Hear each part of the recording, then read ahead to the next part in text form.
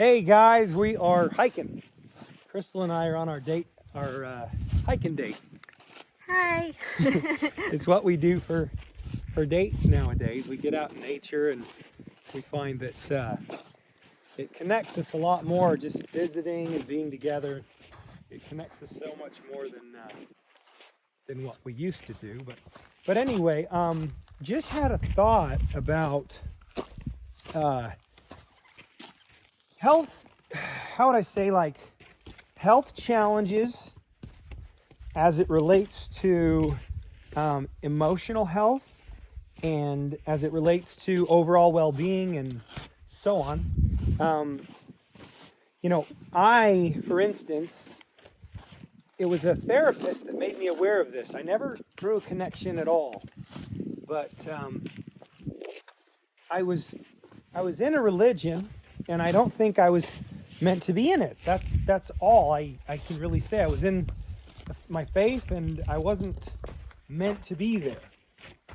And I was Mormon, raised Mormon, went on a Mormon mission, and I just don't think that I was meant to be in that faith. Like, that's how I feel. And I felt that way from the time I was 13 when they started making me go to church, and I felt that way even 20 active years in the faith. I felt all the time like, man, I do not belong here. I am not like everybody else. I do not feel what they're feeling. This is not where I'm supposed to be. And, it wasn't until 3.5 years ago that I realized, that, and thank goodness for Crystal, because Crystal helped me realize, she helped me realize that I was just in this unhealthy space, and like being in an unhealthy marriage, that's not good for you. It's not gonna serve you long term. Like, you should be happy. So, same thing. So anyway, this therapist, I had left my faith, and this therapist, I was talking about these stomach issues that I had and how debilitating these stomach issues were. And I remember it was the first time the therapist brought it to my attention. Wait, just have to see the pretty leaves. Okay, keep going. And this therapist said, he said, hey, have you,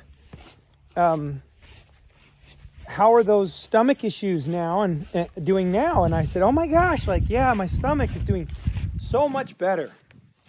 And then I remember he said, well, yeah, that was probably, he just kind of said it like he sees it all the time. He's like, yeah, that was because, the emotional distress you were under, from being in a space you didn't belong to, and all the shame and guilt and all of that you were suffering from was causing, the stomach issues. And you remember that, Crystal, when we made that connection? And Mm-hmm. I just remember, I was kind of taken back by it. I was shocked, actually. Mm-hmm. Well,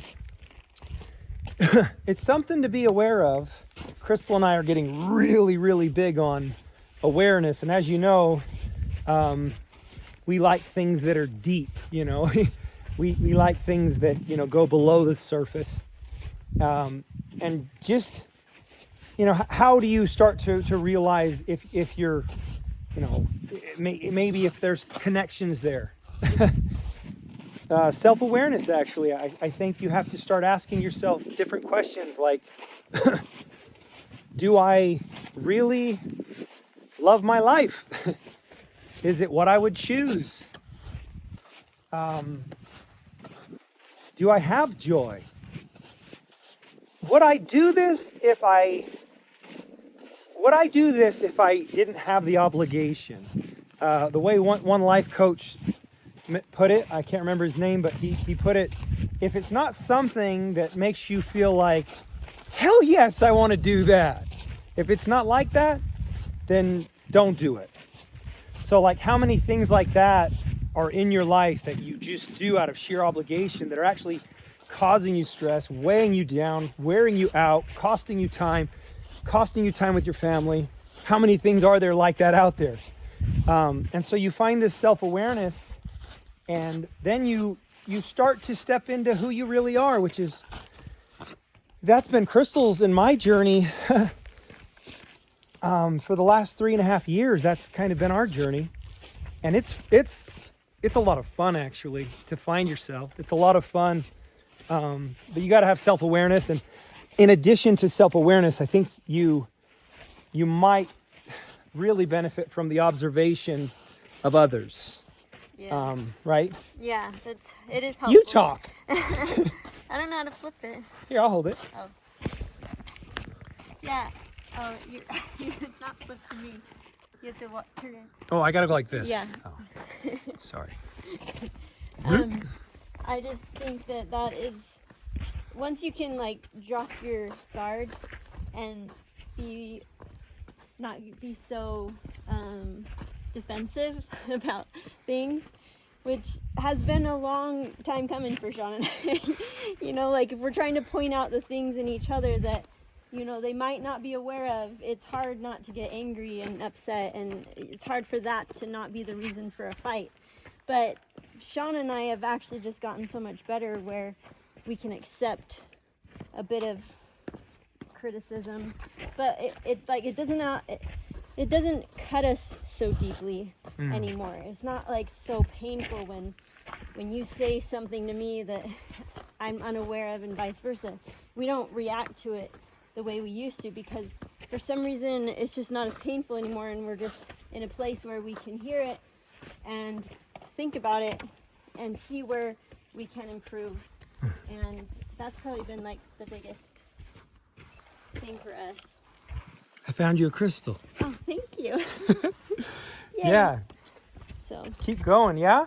So that was all I wanted to say, is just finally getting to a place where we can take that feedback from one another. And since we've been able to be in that place, we're growing so much more, because no longer are we getting so offended about those things. And that's cool also, that we can kind of observe in one another, like I can tell when you're not well, and you can tell when I'm not well, and then the ability for you to say, what's up, you seem a little off, and then rather than me snapping and you know, causing a big war, because I really am in a bad space, but I don't want to acknowledge it. But instead I just kind of, I trust your observation. I trust that you're not gonna manipulate and use that against me. And then I say, well, why might I be off? And then I go, oh my God, obvious why I'm off. It's because of this. You know what I mean? When I'm off, I'm off, and I have to trust that you know that. So useful, helpful. Okay, guys, catch you later. Bye.